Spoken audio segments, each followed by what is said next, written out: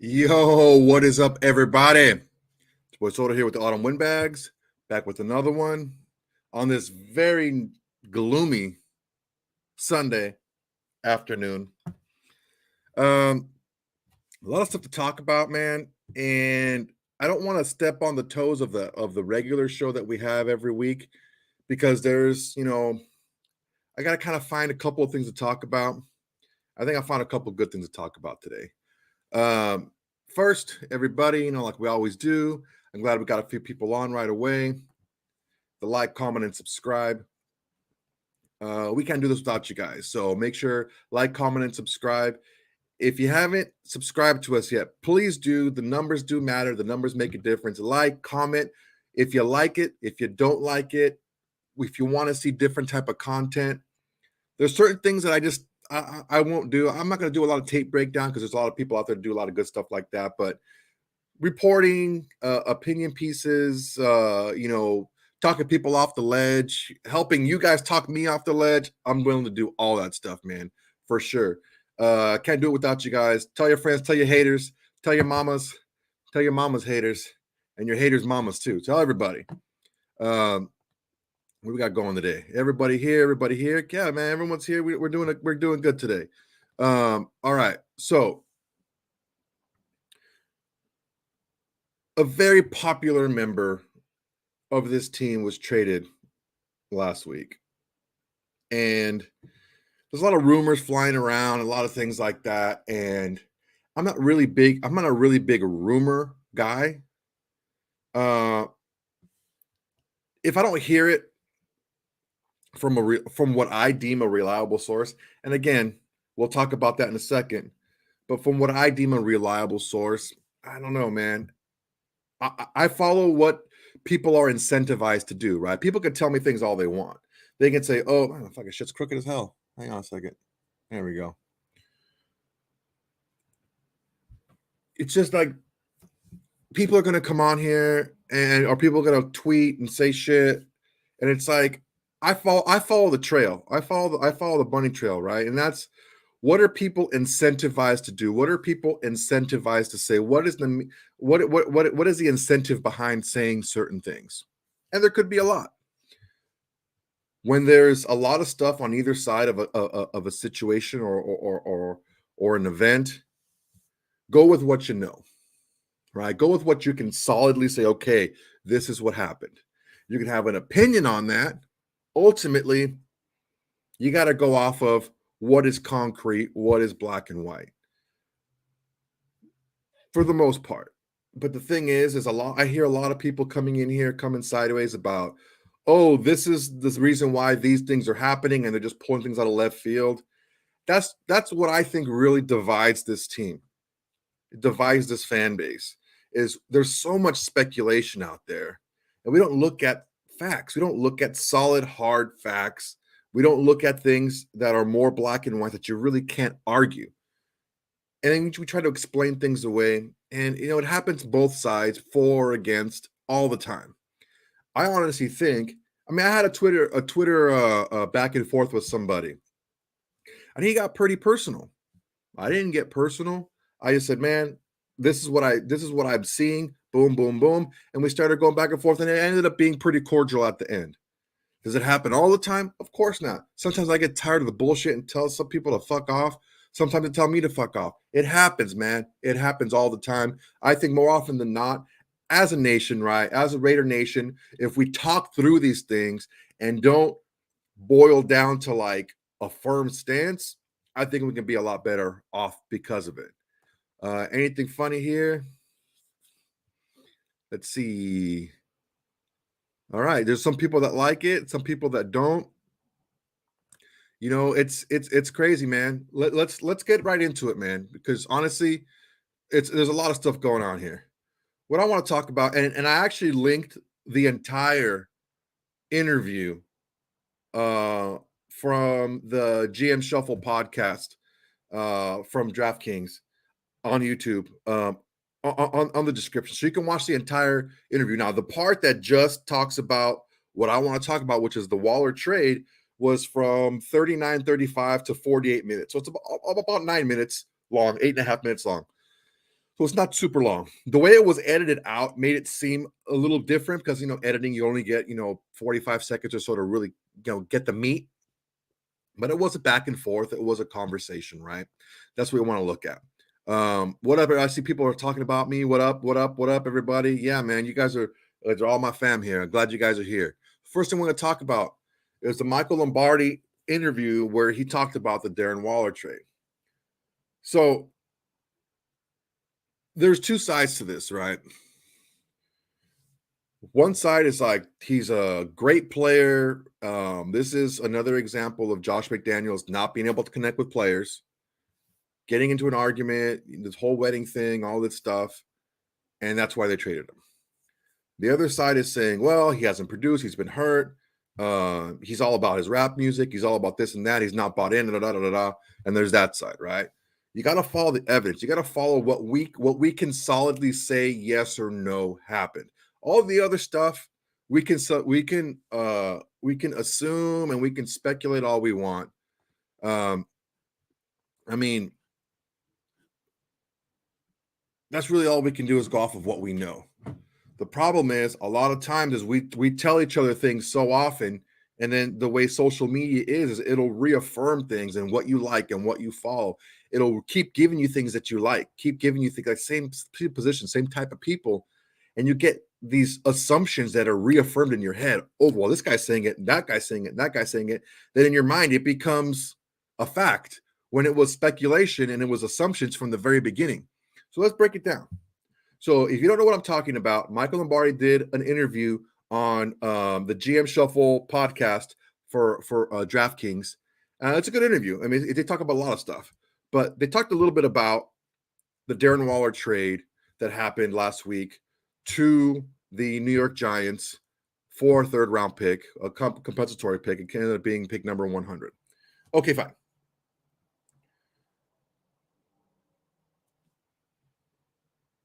I'm hearing a lot of things. Let's just break down what we know. Okay. What we know is this. There was an issue where Darren Waller flew to Los Angeles during his bye week, and the team didn't really like it. Okay, let's break that down even further. Darren Waller was on injured reserve during our bye week. I'm not exactly sure if it's a team rule or a league rule or whatever, but Darren Waller was supposed to go into the facility to do his rehab even during the bye week. Now, I understand a mental break. I get it. I understand. The physical break, he's already rehabbing, so it's not like his body's taking a pounding because he's playing. That's part of it too. Like, why do you need bye weeks? Well, uh you need to rest your body, rest your mind, right? And just kind of reset emotionally, right? For the push. Waller wasn't playing, so his body wasn't beat up. He was rehabbing an injury. I think it was a hamstring that we had. And he needed to get treatment on it. He needed to do rehab so we could assess where he was, when he could come back. Waller was on IR and sent a message to the team telling the team to find me, I'll take the fines, I'm going to LA. And he didn't do his rehab. That's what we know. Further comes out that Waller, it's been reported that Waller went to LA to film a music video for his rap album, or his album that's dropping, or that dropped. And now I understand the music industry, right? I've known people who are in the music industry and entertainment industry. These things are planned ahead. The locations are scouted. Money's been paid out. I get it. It's a big commitment. And to his credit, Waller did schedule that for the bye week. The issue is things change. Things change. What if somebody would have come in with a stupid, crazy offer like, oh, we'll give you a first for Waller, and now his bye week changes? Like, what happens then, right? So things can change, right? Well, things changed. He wasn't healthy. He wasn't a normal bye week for him. He was on IR, and he should have gone to rehab or do his rehab, and he didn't. Now, rehab on physical rehab. Okay, we're not getting into the other stuff. Physical rehab. All right. So that's what we know for sure. Okay. The thing that we have to focus on right here is what are we getting out of Waller? Now, everyone sees he's a physical freak, right? He overcame a lot of this fool. He overcame a lot of adversity in his life. For all accounts, he's a good guy. You know, people like him. People enjoy him. Being around the guy, I get it. But here are the facts. Here's what we know for sure. My cat's going crazy back there. Razor, relax. Darren Waller, 31 years old, on the wrong side of 30 for the NFL. Okay. In the last 2 years, he's only made 17 starts. Right? That's not counting the games that he was injured in and he didn't play the whole game. Like the Cowboys game and the KC game, where he was injured like really early in the game and didn't play the rest of the game. Okay. In the last 2 seasons, Darren Waller has had 5 touchdowns the last 2 years. Okay. Check this out. So it is a 107 catch season, right? In 2020. His catch to target ratio was 74%. So 74 times out of 100, he caught the ball when he was targeted. Okay. All right. 2021, he still had Derek Carr, he still had Gruden for the majority, for most of the season. The offense didn't change, right? He had a 58% catch to target ratio, which is abysmal to tight ends. Abysmal. That's a terrible percentage. Okay. Last year, it got better under Josh McDaniels, but since he was hurt, it really didn't do much for his numbers. It was at 65%, which is still kind of low, but it's okay. All right. That's what we know for sure. Now, if you're a longtime listener of the Autumn Windbags, you remember people like, that were, I'm not going to call people out, but the people that are really staunch backers of our former quarterback, let's say during the Tennessee game. Oh, Waller is not in the game. He dropped the touchdown. It led to an interception. He dropped the pass here. He dropped the pass there. He dropped passes in a bunch of different games, blah, blah, blah, this and that. People, the same people that are bearing this regime were bearing Waller while he played. That goes to show you something here. It all depends on what the fundamental issue is, which is maybe I don't like the regime. I'm not saying yes. I'm not saying no. I'm just letting you know what I'm hearing and what the parallel is. When Waller was on the team and he was the scapegoat, it was about him. When now it's between Waller and the team, okay, well, we don't like the regime, so we're going to blame the regime and not Waller. Like, come on, guys. Let's just look at facts here, okay? I really like the way Bill Parcells coaches, right? I think he has a good mix of being able to relate to players, but also being firm and direct, right? He says you got to trust what you see. A player will show you who he is, right? You have to trust what you see. And that's what he's shown you the last couple of years. He's only played in half the games. He's only caught 5 touchdowns. His target to catch ratio has gone down. He's injury prone. He's over 30. He's shown you by some of his actions that maybe football isn't the most important thing in his life right now, which is fine. But I'm not going to pay you $15 million for this not to be your main job, like your main gig. Like if you're going to delay and you're going to put to the back burner your ability to recover and play football, to go to LA to film a freaking music video, and then you're going to have the balls to message the team, go ahead and fire me. I don't care. I'm going anyway. That's what you want on your team. That's what you guys are arguing about. Now, if that wasn't enough, he missed half the games the last 2 years. Didn't produce when he was on the field. Now, is he a matchup nightmare? Yeah, man. He's special, talented. But talent and production are two different things. You see what I'm saying? Talent and production. We have to separate the two, right? Hell, fucking Damon Arnett was talented, but we didn't get the production out of him. Getting a third-round pick for Waller is, if you look at it that way, it's pretty damn good. Wrong side of 30, missed half the games the last 2 years, only 5 touchdowns. He has a very poor catch to target ratio lately. Maybe his head's not totally into the game because of things that he's shown you. That's not an assumption. He's shown you these things. He's showing you that football is not the number one important thing in his life right now. Now, here's the deal. Look at it from the other perspective, right? There's a lot of what ifs out there. There's a lot of what ifs, okay? And I want to put something to rest here. It's not like, listen to the interview. It's linked below.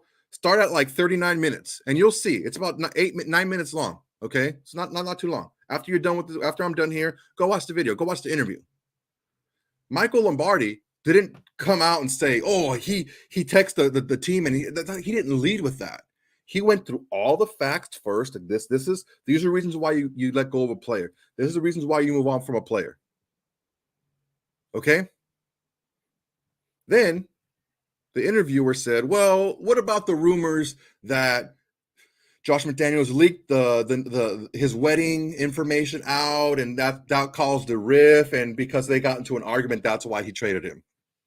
And that's when Michael Lombardi talked about the whole, "Hey, on the bye week, I'm fucking peacing out, and I'm not doing my rehab. I'm gonna go freaking." He didn't talk about the rap video. He just said he was going to LA. We all know that he filmed the rap video at that time. Okay, fine. But there's alternate perspectives out there, right? Now the details come out. Now that you have it all wrapped up into a little package, right? How do you guys feel about it? I know I feel differently about it. I'm like, cool, man. We got a third-round pick for a guy who is very highly. He's one of the highest paid, if not the highest paid tight end in the NFL. Hasn't produced that way in 2 years. Hasn't been able to stay on the field.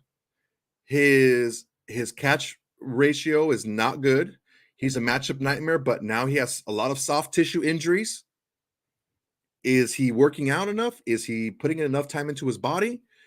I don't know. Most of the time, I'm not saying all the time.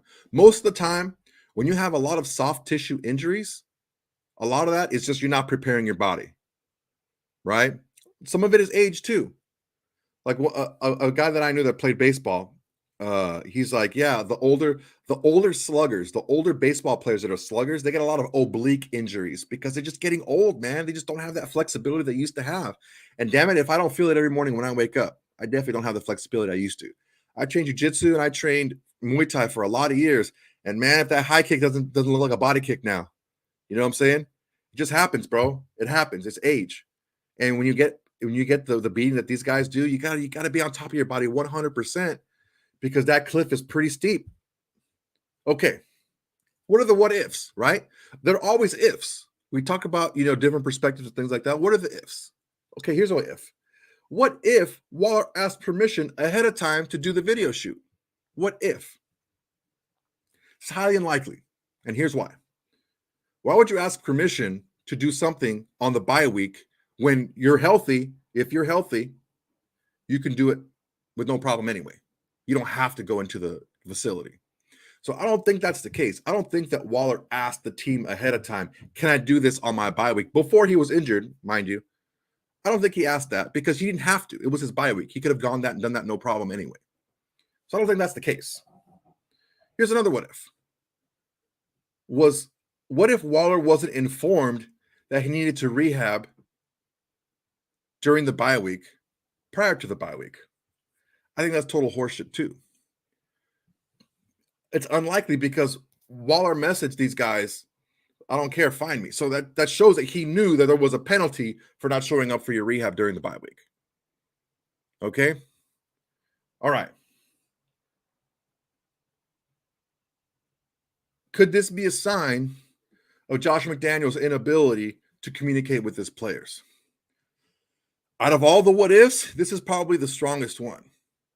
And there are always things that you can do. Again, this whole, don't tell them anything and treat them all the same type of thing is, there was I had a pretty bad boss when I first started working in corporate world. He's like, when I first started getting people that work underneath me, he's like, well, your workers, you gotta have two rules. Don't trust them and treat them all the same. That was his philosophy. And he was probably one of my least favorite bosses. Bill Parcells is, no, I'm not going to treat you all the same because you're not all the same, right? Some of you are more important to this team than other people. You're going to treat the starting quarterback the same way you do a long snapper. Now, there is boundaries to that, but goddamn, man, like you got to have some leeway, right? And that's one thing that's a fair criticism of Josh McDaniels. Now, does it extend past the coaching? Is he as hard coaching, the backup, long snapper as he is the starting quarterback? I don't know that for sure, but I've heard that he's really hard on everybody, which is the fair part, which is okay. I don't think none of the ballers on the team, the Crosbys, the Jacobs, the Devontae Adams, like none of those guys minded that whatsoever.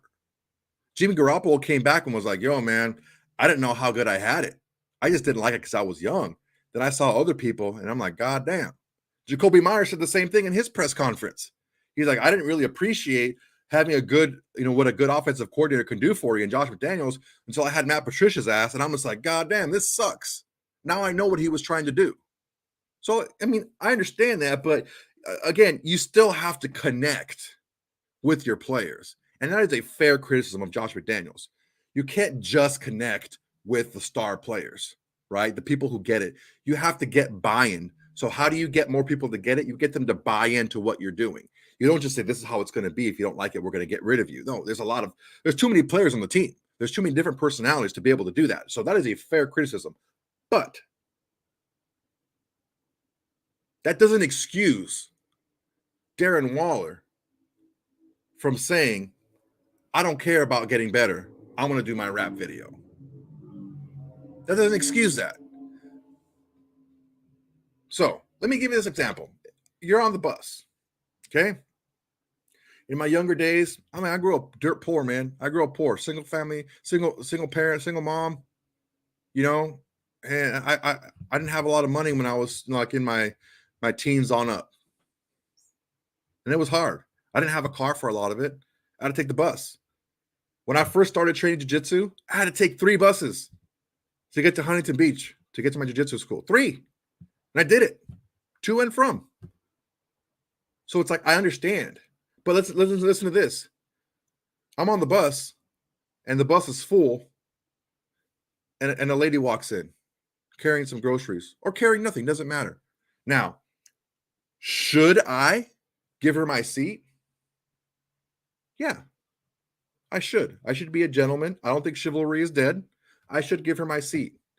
Do I have to give her my seat? No. Same thing with Josh McDaniels and Darren Waller. Now, should he have said, you know what, man, as long as you do some type of rehab over there and I can check in that you have been doing your rehab, go ahead and do your photo shoot. Go ahead and do your video. As long as you can tell me that you're still doing rehab out there.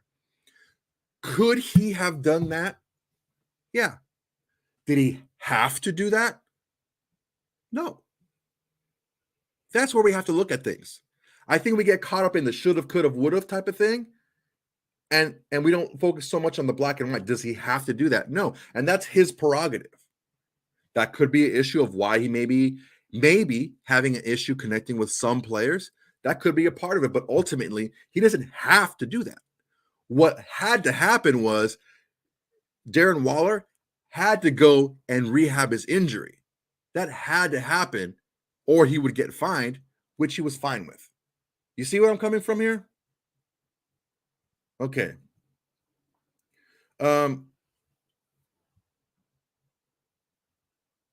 Another what if is what if the coaches just had it out for Waller? They signed him early. It was a bad contract. They shouldn't have done it. Blah, blah, blah, whatever you want to hear.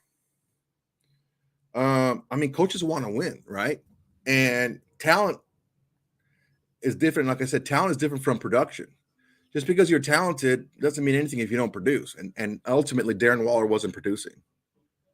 Not producing on the field, maybe not the best example in the locker room from one of the leaders, from a captain, right, or a former captain, to be like, screw rehab. I'm gonna go to LA to film a video. I don't know if that's a great example for a team that's singularly focused. That's one thing that I keep hearing is like, this regime wants to be singularly focused on winning and winning, right? If that's not your single and main focus, especially during the season, I don't know. I don't have much sympathy for you, man. I don't have much sympathy for you. Let's see what you guys think. Let's see here. M85. The 2 weddings on the same day still kind of blows my mind. Yeah, man. I mean, that's weird. Again, I'm not trying to speculate or anything like that. It is weird. I'm not trying to speculate that Waller was just trying to steal some shine or whatever. That's just, I don't want to speculate on that. But yeah, it is weird. All righty. Ride or die Raiders. I'm thinking it goes back to Belichick. If there's anything other than team football, you're gone. I mean, especially if you're looked at as a leader and one of the better players on the team, yeah. But look at it from this perspective, man. Has he been producing? He hasn't been producing. He's getting paid a lot of money. Hasn't been production for a few years now. So you can explain away 1 year, but 2 years, and then that attitude, that those what he's showing you, those behaviors, I don't know, man. One thing about, since you brought up Bill Belichick, one thing that Belichick loves to do is he likes getting rid of a player a year too early as opposed to a year too late. You remember that? So could Waller have a decent year this year coming up if he stays healthy? Yeah, he definitely could. How long is that going to last at now 32 years old with an injury history? I don't know, man. It couldn't. I mean, Mercedes Lewis is still playing, but he's not a pass catcher like Darren Waller is. Darren Waller's appeal comes from his athletic ability, from his explosion. I don't know if he's going to have that. I don't know. That normally doesn't carry deep into careers. You know what I'm saying?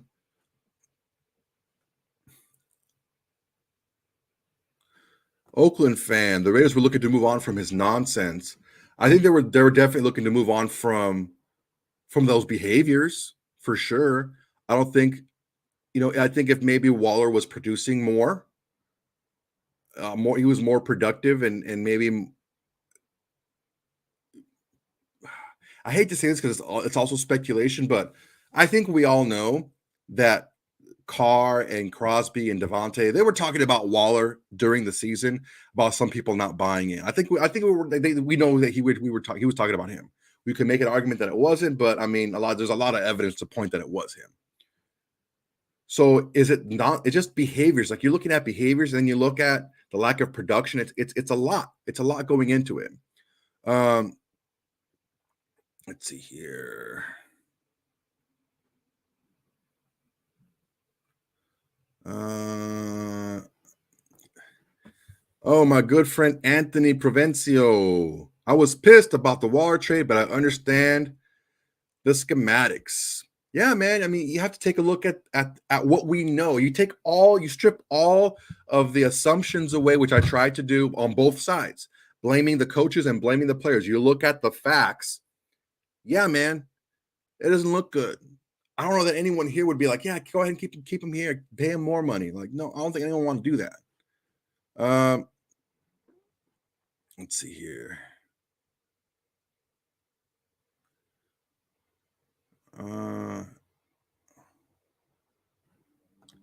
Let's see. Lombardi went on board, but he worked for both the Raiders and Patriots. Super Omicron, I agree with you 100%. He did work for the Raiders and the Patriots, and his sons Mick and Matt, excuse me, both work for the Raiders right now, that doesn't mean it's not true. I don't know that Michael Lombardi, who is a respected member of the media, worked for NFL Network for many years, was a GM, still works for NFL Network. I don't know that he would straight up lie. You know what I'm saying? Like, I don't know that he would say something like that if it wasn't true, you know? And people want to say, oh, well, his son fed him the info to leak and all this. Again, those are assumptions. How many people? Look, unfortunately, my dad has been gone for goddamn 22 years now. In July, it'll be 22 years. Still sounds crazy to me. But even before he died, I still talk to him about my jobs. I still talk to him about work. He talked to me about his work. So you don't think that sons and a dad who work in the same industry would talk about things? Doesn't necessarily mean it's a leak. Doesn't necessarily mean that he's, oh yeah, tell him this info so we don't look bad. What if it's the truth? And I don't see him lying about stuff like that. I just don't. And that's the thing is people want to bring in all these different assumptions to kind of like trying to find a wiggle room and try to find an angle. Well, I mean, strip all the freaking bullshit away and look at the truth. Look at the facts. You know, that's my big thing when I talk to people about certain situations and things. It's a lot of assumption that I'm hearing. It's like people, like I said earlier, people are getting reinforced these assumptions on social media, and by talking to people that agree with them, that now those assumptions in their mind become fact. And it's like, no, they were always assumptions. You don't know that stuff to be fact. The stuff that I gave you, the lower catch rate, the lack of touchdowns, the lack of production, the injury history, the age, the lack of buy-in to the program, that's all fact.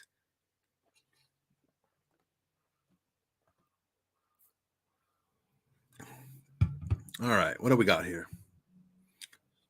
Mark Hall, thank you, bro. Thank you. Thank you. I much appreciate it. Yeah, it's been a long time, but yeah, thank you. Dwayne Thomas, my man. I don't agree with any of these moves, but Soto, you know this already, but it is what it is. I think McDaniels and Ziegler are full of themselves, though. Like they're been than what's proven. Like they're better than what's proven. Yeah. Look, man, trust me. If you guys remember my last live when I talked about players that we should target in free agency when we played that little game, did you guys catch the reference on the thumbnail when I was like Jigsaw, like you want to play a game? Like we played the free agency game where it's like the top free agents were $2, the middle were $1, and the bottom tier was 50 cents. I wanted to get some good players, and we just really haven't gotten them. You know, we talk about Spillane, and we, you know, and there's some guys that we got that, you know, showed some ability. Oh, Clock Arroyo, you said something really good here. I want to look at this. Clock Arroyo, this is a rebuild. Clock, that is a fucking badass freaking picture. I hope that's you. Look, offensively, this is not a rebuild. Offensively, this is a reload. Okay, even though we changed quarterbacks because our skill position players are fucking tits. Okay. Defensively, I think we can all agree, regardless of who was the head coach and who was the GM, this was going to be a massive rebuild defensively. Okay. Gruyak did not do us any favors on the defensive side of the ball. They used premium picks on players that did not work out, that did not fit any type of rule scheme, that were picked way too high, players that didn't fit a scheme that they wanted to play. It was just an embarrassment of waste. These same people that are saying get rid of JMD after one season we're talking about bringing Gruden back when he traded Mack and Cooper before he even coached the game for us. So it's like, everybody calm down. And then he wasted the picks that he did get. Everybody chill.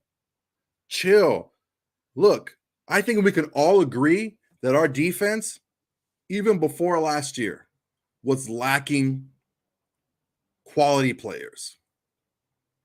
We have a couple. We have some promising young guys who need to take a next step. We have one guy who's fucking amazing, but defenses need takes more than one guy, right? So that leads me to my next topic: roster needs for the draft and the second wave of free agency. Okay. So, what do we need on this roster? Okay. We need another quarterback. Let's start from the offensive side of the ball. What do we need? We have a starting quarterback. We have a young player who can be a backup, right? We need another quarterback. I think we only have 2 quarterbacks signed. So we need another one. Who can that be? Is it going to be another? Here's the big if, guys. Here's the big if. If the front office and the coaches are comfortable with Chase Garbers, that maybe there wasn't a huge gap between Stidham and Garbers, right? Garbers can slide into that backup role. No problem, right? That's, I mean, huge if, right? Okay. I'm not saying it is. I'm not saying it isn't. But people want to speculate about, oh, Stidham doesn't want to play with McDaniels anymore. That's why he fucking took off. Then they just re-signed like 5 former Patriots that want to play with McDaniels. So I don't know. Okay. So we need to get a quarterback. Do we draft one this year? You guys know how I feel already. If early in the draft, a player falls to us that we like at quarterback, I say go ahead and take him. I would not trade up for a quarterback this year, and here's why. I think, personally, there are only 2 players worth trading up for quarterback-wise in this draft. That's C.J. Stroud and Bryce Young. I think there's a big gap between production in the NFL, not talent, not ability, none of that stuff. I'm talking about production, because no one could tell me that Brock Purdy was the most talented quarterback in the NFL last year in the draft. He ended up being pretty damn productive. I'm talking about who can be productive at an NFL level. Anthony Richardson has all the tools in the world. His tape isn't great. He has some flashes, needs a lot of work. I don't know. You're basically banking on Chase Garbers playing a lot if you take Anthony Richardson, because Anthony Richardson is not going to be ready for a year or 2 at least. And chances are that your backup quarterback is going to have to play with Garoppolo as your starter. Okay, fine. Will Levis's tape scares the holy hell out of me, because this guy just screams the bad Carson Wentz. A lot of tools, little erratic, right? Can get the job done at times. I think we're kind of done with the whole up and down play at quarterback. Okay. All right. Now you have all these young quarterbacks in the NFL. Okay. You got me? All right. Now I know I feel it in my bones that 4 quarterbacks, those 4 will be taken in the first round. Okay. All right. So all the young quarterbacks in the NFL, then you have 4 more quarterbacks taken in the first round. Now, next year in 2024's draft, there's like 5 or 6 quarterbacks that are as good as the 2 quarterbacks that I mentioned, Stroud and Young, this year. There's like 5 or 6 of them. Okay. All right. Led by May and led by Williams. But there's like 5 or 6 of those same caliber quarterbacks next year. Very seldom does a team take a quarterback in back-to-back years in the first round. The last time we saw it, I believe, was Arizona did it. They went Rosen, and then he sucked, and they lost a bunch of games, and then they got Kyler Murray the next year. So that's what I'm talking about here is if we wanted to move up to get a player next year, the opportunity and the percentage of the quarterback that we could get would be higher next year, because not only is there more prospects at a high level next year, but you're also going to have less teams that are looking for that quarterback to be their franchise, because there's already a ton of young quarterbacks in the NFL right now, and a lot of those quarterback needy teams will be drafting a quarterback this year, 4 of them.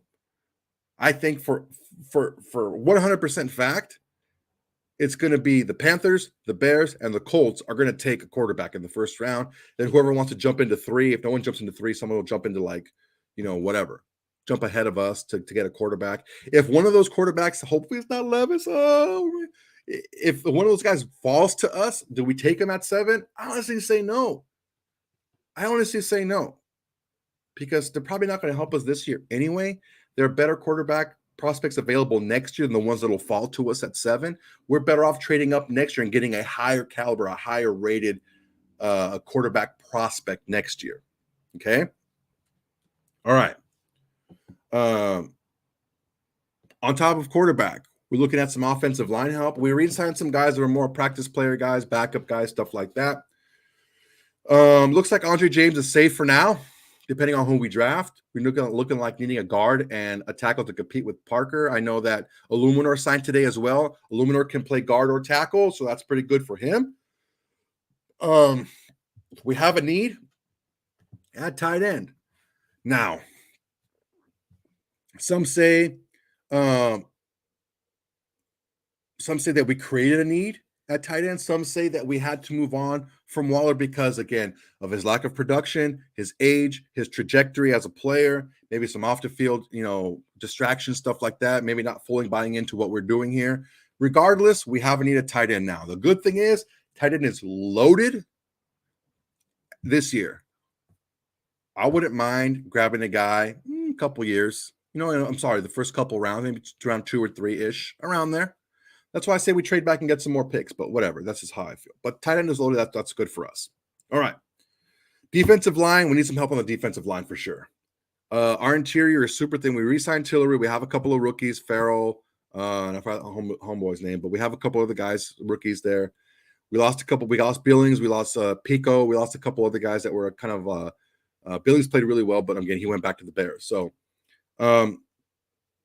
we need to have a third edge rusher, a third edge player. That Farrell is gone now, to be a rotational guy. I don't know what happened to Malcolm Kuntz.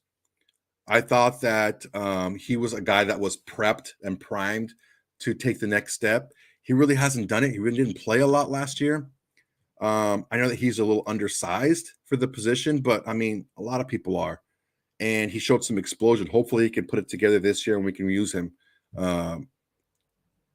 this year. All right. Also, we need help at linebacker. Now, we signed Spillane. Here's the deal. Spillane only started the last 5 years. The last 5 games last year after Bush got hurt. So he had like 70-something tackles and stuff like that, but he rarely played the first 12 games of the season. He only really played 5 games and started. And he's a decent player. Does he need some help in the pass protection? Yeah, but most linebackers do. Okay. I think that he's a younger, cheaper version of Denzel Perryman. Is he quite the hammer that Denzel is? I don't think so. Is he as bad as Denzel is in pass coverage? I don't know if that's the truth either. I think they're pretty similar. But again, younger, cheaper. I think that's what we're looking to do, is just keep it young and cheap right now.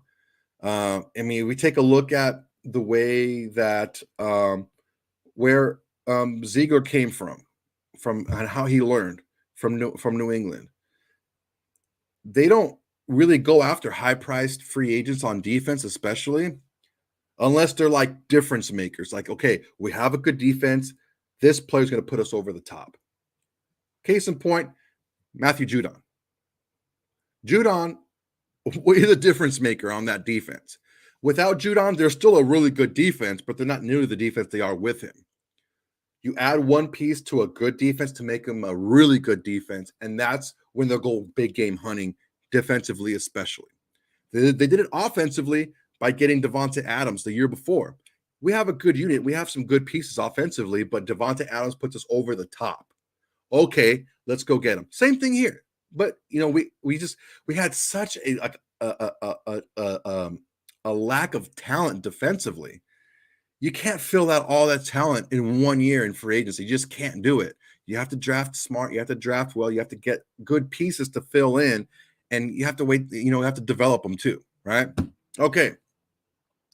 And God damn it, if we don't need secondary help, everybody in the NFL needs secondary help. Everybody can use more corners. Everybody can use more safeties. It's just the way it is in the NFL. We need a lot more. Now, in the secondary, there is a lot of talent in the secondary in the draft this year. So what do I look for?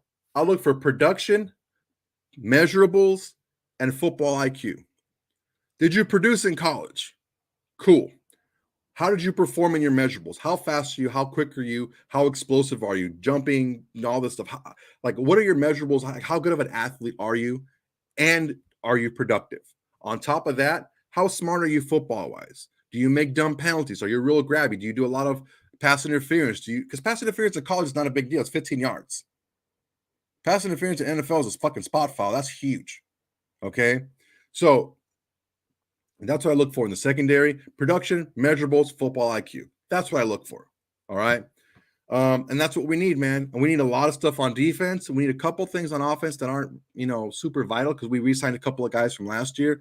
The most vital thing I think we need is a backup quarterback. Can we get that in free agency? Sure, we could. I don't think we need to trade up for anything this year in the NFL draft as far as getting a quarterback goes. I would rather trade back. I would trade back maybe as far back as 13 to where the Jets are now. I wouldn't trade back much further than that, because you can still get yourself an impact player in those first 10, 11, 12 picks, right? And stockpile more picks, man, for next year. Don't worry about getting picks for fucking 24. Let that happen when it happens. But yeah, man, that's what I think we're looking for. What do you guys think?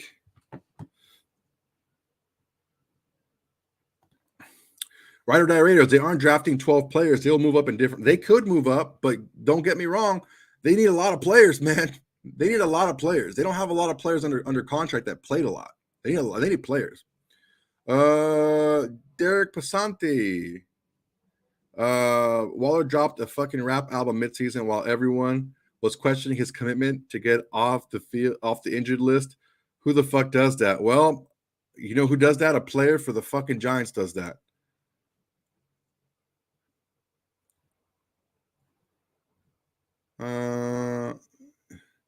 We need 2 starting cornerbacks. I wouldn't be surprised. This could be the draft that we land 2 really good tight ends, possibly. Yeah, man. Stockpile picks, Joey Porter Jr. I like Joey Porter Jr. the way he plays. I don't think he has the foot speed. Gonzalez, yeah, I like fucking Gonzalez a lot. He's aggressive, he's smart, he's got good measurables.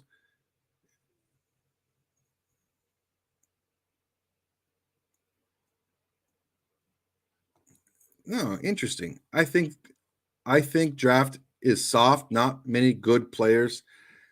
Not as bad as 13, but time will tell. I'll tell you this much here. I think that people are downgrading this draft because they don't have the flashy players. There's not as many high-end talents at like quarterback or receiver specifically. But man, there's a lot of good edge rushers. There's a lot of good corners. There's a few good, decent athletic linebackers, but there's some safeties you can get late that are really good. That kid from Houston, another kid from Syracuse is pretty good. The 2 kids from Ohio State that are pretty good. You tight ends up the ass. Offensive line. And the thing about offensive line this year is there's a lot. There's the top 10 guys are like the tackles. Once you get past like the first 2 rounds or so, a lot of those tackles project to be guards, which aren't sexy. But guess what? They play just as many snaps as the tackles do. So you need them just as well.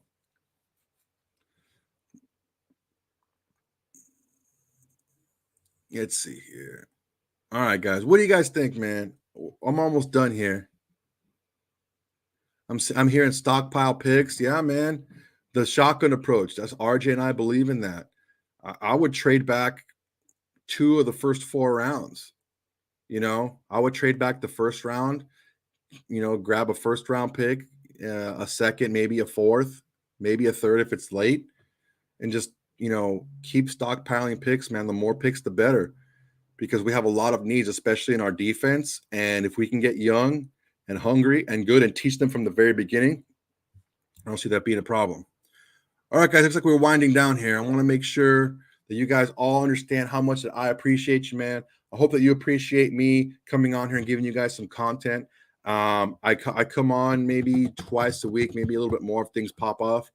But let me know in the comments if you want me to look at different things. If you have any cool articles, hit me up on Twitter, so you can see where to.